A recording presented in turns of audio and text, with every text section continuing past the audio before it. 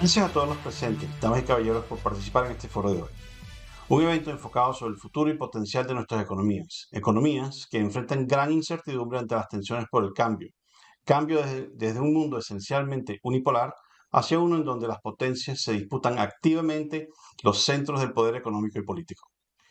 Esas tensiones, que parecen contradictoriamente aislacionistas e imperialistas simultáneamente, crean aperturas aprovechables, incluso para una situación como la que vive mi país, Venezuela. La oposición venezolana le agradece mucho a Argentina su solidaridad con la causa y el albergue a nuestros compatriotas. Muchísimas gracias. Quiero agradecer especialmente al Club de la Libertad y a su presidente, Alberto Medina Méndez, por utilizar estos eventos, por aprovechar estos eventos para mantener viva la causa de la libertad en Venezuela. Y también por su invitación a que yo compartiese por algunos minutos con ustedes mis reflexiones sobre el presente y el mañana en Venezuela. El 28 de julio de 2024 fue una fecha trascendental para Venezuela. Puede esperarse incluso que en algún futuro posible y manteniendo esa costumbre común en nuestros países, alguna avenida, plaza o barriada sea nombrada con esa fecha. La fecha que definitivamente evidenció el anhelo indiscutible de la ciudadanía, de los ciudadanos venezolanos, de terminar el experimento chavista. Ese experimento, esa propuesta chavista, era cambiar las estructuras económicas y sociales del país para lograr igualdad y justicia social, administrada mediante un fuerte gobierno central. Bajo esa propuesta, el gobierno central asumía el control sobre los recursos naturales y activos fijos del país y la administración de su explotación. La propuesta se basa sobre la premisa de que Venezuela era un país rico en minerales básicos necesarios para la economía mundial. Con los amplios recursos financieros obtenidos por ese control, el gobierno podía satisfacer las necesidades de todos los venezolanos. Esa fue la promesa de Chávez. Hay muchas razones por las cuales ese experimento resultó un gran fracaso, pero la razón fundamental es debido a su contradicción interna: lograr orden, igualdad y justicia mediante el control central y absoluto de la sociedad y la economía. Ese control eventualmente y necesariamente será autoritario y es imposible lograr igualdad y justicia bajo esa condición. No solo Venezuela ha vivido la tragedia generada por esa contradicción conceptual. Cuba, por no mencionar otros, es otro gran ejemplo en nuestro hemisferio de autoritarismo de izquierda con fantasías de utopía. Por supuesto, la Unión Soviética, Corea del Norte y China comunista son ejemplos históricos y notorios en el mundo. Sin embargo, no debemos descartar ese otro vértice ideológico en la matriz de Hayek, ese otro vértice ideológico cuyos resultados igualmente resultan en fracaso: el autoritarismo de derecha. Fracaso de otra índole, pero en la misma familia. Las contradicciones estructurales de esta otra propuesta autoritaria también estancan a la sociedad, enquistando oligarquías, sean civiles o militares. Esto lo hemos visto en nuestro pasado en Latinoamérica. Eh, el Paraguay de Stroessner, la Nicaragua de Somoza, el Haití de Papadoc, hasta en el México de Porfirio Díaz, a principios del siglo pasado, cuando civilización y barbarie se confundían fácilmente. Y alrededor del mundo también, con Irak de Hussein e Irán del Shah y tantos otros ejemplos frecuentemente citados por la izquierda, como ustedes bien saben. Hoy día incluso estamos viendo lo que podemos calificar de autoritarismo de derecha en países como Rusia y la China actual, con creciente desigualdad, tiranía y economías en descenso estructural, buscando su rescate mediante la expansión imperialista. Al igual que las de izquierda, las élites dirigentes de derecha pretenden mantener sus privilegios eternamente, viviendo esa fantasía de Voltaire, de que viven en su mejor mundo, en el mejor de los mundos posibles, y que todo cambio es innecesario, indeseable y peligroso. Esto ocurre por igual tanto en los autoritarismos de derecha como en los de izquierda. Ambos han creado un mundo para sus élites con privilegios basados en rentas monopólicas, sean del Estado o de los oligarcas, acumulando poder y activos. Un mundo que quieren mantener a toda costa. Es decir, son conservadores. Todo mandato autoritario es conservador. Viven en su mejor mundo posible y no quieren que cambie. Venezuela tiene un gobierno conservador, al igual que Cuba, Irán, Hungría, Rusia y China. Son variaciones de la combinación mandato-autoritario. Todas estas son variaciones de la combinación mandato autoritario capitalismo o mandato autoritario comunismo. Combinaciones destinadas al fracaso económico-social, conducentes a gran descontento popular, con la consecuente represión totalitaria. Represión que va desde la pasiva, mediante fraudes electorales y control de medios, hasta las activas, con milicias, prisión, tortura y muerte. Hayek nos instruye para entender mejor esta dicotomía de derecha e izquierda en su postdata a Fundamentos de la Libertad. Hayek denuncia tanto a la extrema derecha como a la extrema izquierda por ser ideologías que buscan suprimir la individualidad para asumir el control de la sociedad. Ese control se basa en el supuesto de que el bienestar colectivo es mejor entendido por su élite de ideólogos que por un individuo cualquiera en búsqueda de su bienestar propio. Que ciertos elementos, anhelos, perversiones de esa individualidad es mejor controlarlos en aras del bienestar colectivo. Por eso, esos ideólogos de derecha o de izquierda proponen leyes, reglamentos y acciones que coartan la libertad. Esa inteligencia de izquierda o de derecha pontifica que ella es la que mejor sabe lo que es mejor para cada quien en aras del bienestar social. Todos estos son experimentos destinados al fracaso y al rechazo, como lo demostró Venezuela el 28 de julio. Ese día, la ciudadanía venezolana dijo, ya basta. Dijo que el experimento chavista, ni nada que se le parezca, no solucionaba la desigualdad, ni mejoraba la vida, ni ofrecía futuro. Dijo que el experimento chavista quebraba familias y generaba miseria. Dijo, utilizando la poderosa voz del voto democrático de cada quien, que la élite chavista no merecía su confianza ni merecía gobernar. El 28 de julio, los ciudadanos venezolanos optaron por ese concepto difuso de libertad.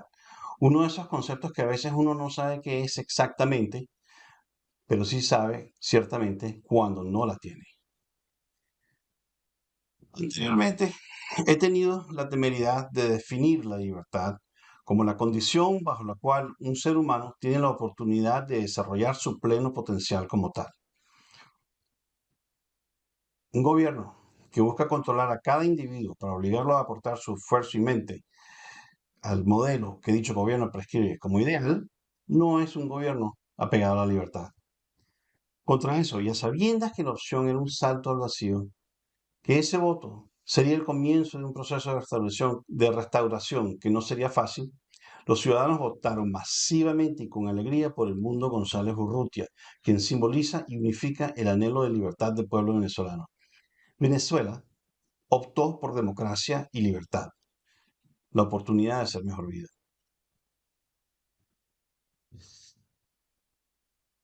La dicotomía democracia-autocracia existe desde hace siglos y cuando el anhelo democrático ha prevalecido, la humanidad ha prosperado, ha progresado. El afán de superación individual es una sublimación del instinto natural de supervivencia y se manifiesta en emociones como la codicia y la ambición, las cuales de por sí no son malas, como diría Gordon Gekko en Wall Street, o bueno, mejor, como argumentaría durante aquel momento del despertar liberal del siglo XVIII Adam Smith. Cuando existen las condiciones para que cada individuo busque, persiga, trabaje para su mejora personal, toda la sociedad mejora. Es decir, el capitalismo es un mecanismo eficiente que utiliza la libertad para mejorar la sociedad como un todo. El capitalismo se contrapone al mercantilismo, cuyas diferencias esenciales son que el primero se basa en la creación de la riqueza y el segundo en la acumulación de la riqueza. El comunismo es la manifestación moderna de la mentalidad mercantilista, enfocado en la distribución de lo que para su modelo es un recurso limitado, la riqueza, la cual existe como renta, sea de la naturaleza o de la sociedad, hasta agotarla. Sociedades que han experimentado con esa idea de la distribución de la riqueza como base fundamental para generar bienestar social han fracasado en esa meta. Y algunas ahora experimentan con lo que se puede describir como mandato autoritario con capitalismo, Rusia, China, Hungría e incluso con tanteos y asomos en Venezuela.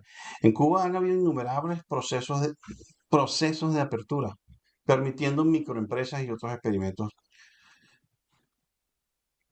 pero bajo regímenes autoritarios. Estos intentos protocapitalistas están destinados al fracaso. Solo refuerzan el régimen. Es definido recientemente el mandato autoritario como aquel en donde los seres humanos sobreviven y prosperan dependiendo de los caprichos oportunistas de un régimen cuyo centro ideológico es el derecho legítimo de concentrar el máximo poder en su líder. Dicho con aquel viejo refrán popular, que tal vez nos revela alguna simpatía de nuestras culturas por el mandato autoritario. El que a buen árbol se arrima, buena sombra lo cobija. Pregúntale a Jack Ma. Pregúntale a Jack Ma, el fundador de Alibaba, ¿qué tal funciona eso? Depender del capricho oportunista, de la sombra reconfortante de un líder autoritario, aun cuando dicho líder haga aperturas hacia el capitalismo, es una propuesta peligrosa para cualquier individuo. Más aún, es ineficiente para una sociedad e insostenible a largo plazo. Es esa combinación de democracia con capitalismo la que genera riqueza y tiene la capacidad de renovación y regeneración que con mayor efectividad y eficiencia incrementa el llamado bienestar social. La propuesta ganadora en las elecciones presidenciales de Venezuela, la aceptada por más de tres cuartas partes de los que pudieron votar, fue democracia con capitalismo, la combinación que ha generado la mayor prosperidad de las naciones y el mundo desde su surgimiento en el siglo XVIII. En conversaciones y comunicaciones con ciertas personas del liderazgo opositor, mucho antes, bastante antes, y después del 28 de julio, estábamos claros que las elecciones presidenciales, aún siendo clave, no eran sino un paso, una etapa más en la restauración de la democracia en Venezuela. Al igual que lo había sido el 22 de octubre del año pasado, el día en que las primarias opositoras ratificaron la dirigencia indiscutible de María Corina Machado como su líder. Desde hace más de 2 años ya habíamos planteado la necesidad de obtener la prueba en las mesas electorales de la victoria de la oposición democrática en las elecciones presidenciales. Esta estrategia, implementada tácticamente con los comanditos recabando evidencias, ha demostrado fehacientemente ante cualquier persona u organismo internacional independiente que el Mundo González Urrutia es el presidente legítimamente electo de Venezuela. Desde la noche del 28 de julio tengo la costumbre de revisar periódicamente la página web del Consejo Nacional Electoral, el CNE. Si recuerdo bien, aquel día alrededor de las 8 de la noche, la página se cayó. El régimen, en ese momento, culpó a la oposición de haber hecho un hackeo que había tumbado la página. Esa excusa o revela una ineptitud abismal por el equipo técnico del CNE y sus aliados internacionales, o es una mentira más grande que cualquier nariz imaginable de Pinocho, puesto que hasta el día de hoy, casi 4 meses después, sigue caída esa página. La estrategia para llegar hasta el final se mantiene en pie. Todas las piezas están donde deben estar y están encajando como deben encajar. El régimen ha reaccionado a la revelada desnudez de su descarado fraude con el desespero y temor de una bestia acorralada, lanzando gruñidos, zarpazos y dentelladas. Sus 200 presos políticos, casualmente, el mismo número que mantenía el tirano Rosa, los ha multiplicado por 10. Actualmente en las cárceles mazmorras y sótanos ocultos de la tiranía hay alrededor de 2.000 personas detenidas con cargos espurios de incitación al odio, a la violencia y al terrorismo. Cargos levantados por alzar su voz defendiendo la soberanía popular manifestada el 28 de julio del 2024. A esos 2.000 se le suman centenares, miles de personas atemorizadas, refugiadas, exiladas por la persecución del régimen, por estar en la lista, persecución y prisión que ha resultado en muertes, escalando la violencia criminal del régimen. Recordando a Winston Churchill ante la lucha contra la sanguinaria oposición, solo puede prometerse sangre, trabajo, lágrimas y sudor hasta lograr la victoria, la libertad Estos héroes venezolanos son héroes de la libertad. Les agradezco un momento de silencio para los caídos.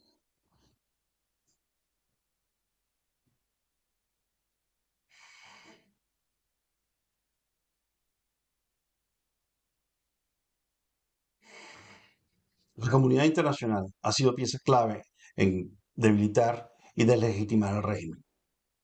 El desconocimiento, incluso por supuesto aliados vecinos, del resultado oficial de las elecciones se mantiene como columna principal de la fuerza opositora. Los homenajes y reconocimientos internacionales a la líder opositora fortalecen su posición como tal. La diplomacia experta del presidente electo en países y organismos internacionales acorralan cada vez más a las élites de la tiranía. No voy a decir en este foro que hay negociaciones en curso con algunos miembros de esas élites tiranas. No lo voy a decir.